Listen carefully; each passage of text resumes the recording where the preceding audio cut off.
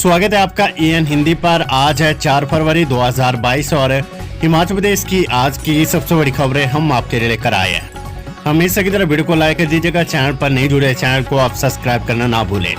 आप हिमाचल प्रदेश के कौन से जिले से संबंधित अपने जिले का नाम आप हमें कमेंट बॉक्स में जरूर बताइएगा।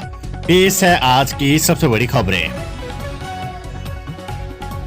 मेडिकल डिवाइस पार्क को केंद्र की मंजूरी, 5000 करोड़ रुपए का होगा निवेश। केंद्र सरकार की तरफ से हिमाचल प्रदेश में स्थापित होने वाले मेडिकल डिवाइस पार्क को मंजूरी मिल गई है। इस प्रोजेक्ट के अप्रैल 2024 तक सिरे चढ़ने की उम्मीद है, जिससे 10,000 लोगों को रोजगार के अवसर उपलब्ध होंगे।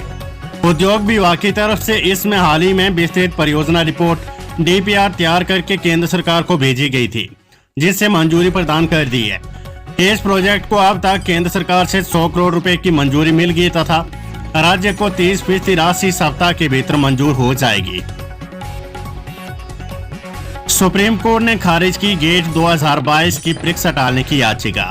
सुप्रीम कोर्ट ने 5 फरवरी से शुरू होने वाली स्नातक इंजीनियरिंग योग्यता परीक्षा 2022 गेट टालने की मांग संबंधी याचिका गुरुवार को खारिज कर दी है। न्यायमूर्ति DY चंद्रचूड़ की अध्यक्षता वाली पीठ ने याचिका खारिज करते हुए कहा कि परीक्षा टालने से अराजकता एवं अनिश्चितता की स्थिति पैदा होगी, जिससे तैयारियों में जुटे विद्यार्थियों के भविष्य पर विपरीत असर पड़ेगा। याचिका में कोविड-19 की तीसरी लहर के मद्देनजर परीक्षा स्थगित करने की मांग की गई थी। अधिसूचना जारी, 23 फरवरी से होगी बजट सत्र की शुरुआत। मुख्यमंत्री जयराम ठाकुर 4 मार्च को प्रस्तुत करेंगे बजट। हिमाचल प्रदेश में सत्तारूढ़ भाजपा सरकार के अंतिम बजट सत्र के हंगामेदार रहने की संभावना है।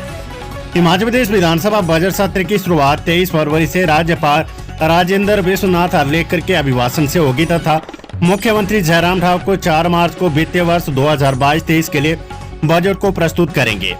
बजट सत्र को लेकर राज्यपाल की तरफ से अधिसूचना जारी कर दी गई है। इसके तहत सत्र के दौरान कुल 16 बैठकें होगी और 2 दिन गैर सरकारी सदस्य कार्य दिवस के लिए रखे गए हैं। बजट सत्र को लेकर पक्ष और विपक्ष के विधायकों की तरफ से प्रश्नों को पूछने का सिलसिला शुरू हो चुका है। ये प्रश्न लिखित और ऑनलाइन दोनों तरीकों से पूछे जा सकते हैं।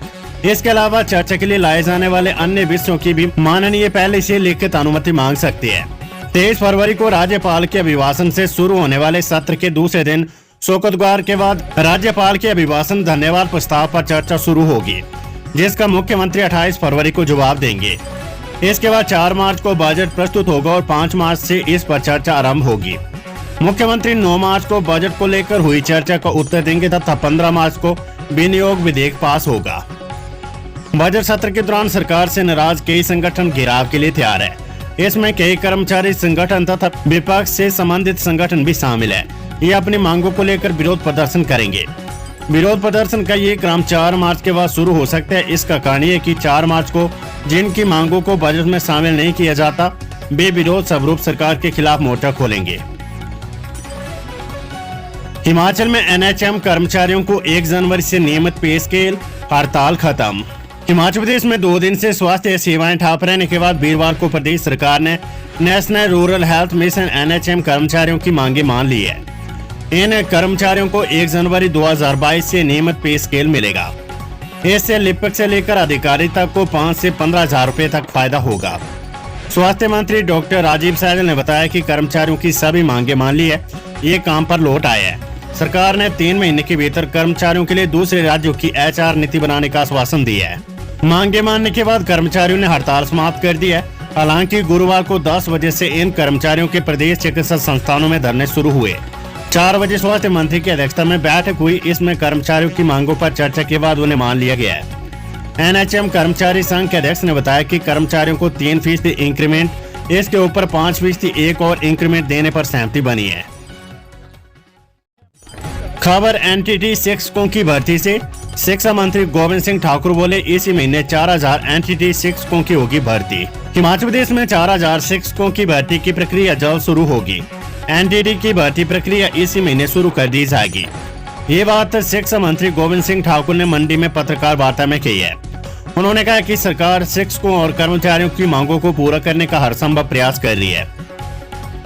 युवाओं को रोजगार के अवसर दिए जा रहे। उन्होंने केंद्रीय बजट को सराहनीय बताया। इसे ऐतिहासिक करार देते हुए कहा कि ये बजट हर वर्ग के लोगों के लिए कई सौगातें लेकर आया है। प्रदेश को इस बजट में 6,000 करोड़ रुपए की अतिरिक्त राशि दी जाएगी। ये प्रदेश के विकास में महत्वपूर्ण भूमिका निभाएगा। सरकार को अल्टीमेटम नियमितीकरण के लिखित आदेश जारी नहीं हुए तो छोटे बच्चों को साथ लेकर सड़क पर उतरेंगे एसएमसी शिक्षक। पीरियड आधारित एसएमसी अध्यापकों ने सरकार को 13 फरवरी तक अल्टीमेटम दिया है। उन्होंने कहा है कि उनके नियमितीकरण पर इस तिथि तक लिखित आदेश जारी नहीं किया तो वे क्रमिक अनशन करेंगे। 14 फरवरी को शिक्षक मुख्यमंत्री आवास, ओकओवर या सचिवालय के बाद छोटे बच्चों और परिवार के अन्य सदस्यों सहित सड़कों पर उतरेंगे। ये अल्टीमेटम गुरुवार को एसोसिएशन के अध्यक्ष मनोज रोंगटा, कार्यकारी अध्यक्ष दुष्यंत शर्मा और चेयरमैन राजेश भरत ने संयुक्त रूप में प्रेस क्लब शिमला में पत्रकार वार्ता में दिया। इन नेताओं ने स्वर्णिम दृष्टि पत्र के पेज नंबर 11 की पैरा 7 को पढ़ते हुए कहा कि पीटीए, पैट आदि की तरह एसएमसी की समस्या के समाधान की भी इसमें घोषणा है। नियुक्ति के 10 साल बाद भी 2555 एसएमसी अध्यापकों के साथ न्याय नहीं हुआ है। हिमाचल में सफेद आफत, प्रदेश में 5 जिलों में भारी बर्फबारी, 460 सड़कें और 642 ट्रांसफार्मर प्रभावित, लाहौल में हिमस्खलन। मौसम विभाग के अलर्ट के बीच शिमला, सिरमौर, कुल्लू, लाहौल स्पीति और चंबा जिले समेत हिमाचल प्रदेश के ऊपरी इलाकों में गुरुवार को भारी बर्फबारी हुई। इसमें प्रदेश में 3 एनएचएम दारचा से साचू, ग्राफू से लोसर और शिमला रामपुर समेत 460 सड़कें यातायात के लिए बाधित है। इसके अलावा 642 बिजली ट्रांसफार्मर और 38 पेयजल योजनाएं ठप पड़ गई है। रोहतांग समेत लाहौल के कई क्षेत्रों में 3.5 फीट तक हिमपात हुआ है। शुक्रवार को भी प्रदेश के मध्य पर्वतीय और ऊंचाई वाले इलाकों में बारिश और बर्फबारी का पूर्वानुमान है। 5 फरवरी को मौसम साफ रहेगा। तापमान गिरने से प्रदेश में फिर कड़ाके की ठंड पड़ गई है। मुख्यमंत्री जयराम ठाकुर बोले, चुनाव के हिसाब से नहीं, जरूरत के हिसाब से होगा इस बार का बजट। मुख्यमंत्री जयराम ठाकुर ने हमीरपुर में कहा कि भले ये चुनावी वर्ष है लेकिन बजट जरूरत के हिसाब से विधानसभा में पेश किया जाएगा। गुरुवार को धर्मशाला जाते हुए उन्होंने नादौन के जोल सप्पड़ में निर्माणाधीन मेडिकल कॉलेज भवन का निरीक्षण किया। इस दौरान उन्होंने अधिकारियों को अगस्त सितंबर तक मेडिकल कॉलेज में ओपीडी सेवाएं शुरू करने के निर्देश दिए हैं।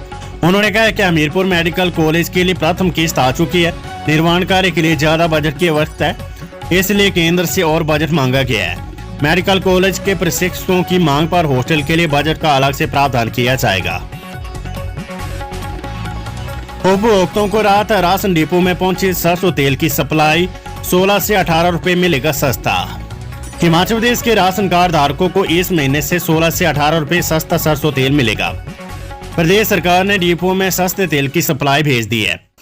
एपीएल उपभोक्ताओं को 167 के बजाय 151 रुपए, गरीब राशन कार्ड उपभोक्ताओं को 147 के बजाय 131 और आयकर दाताओं को 193 के बजाय 175 रुपए प्रति लीटर सरसों तेल मिलेगा।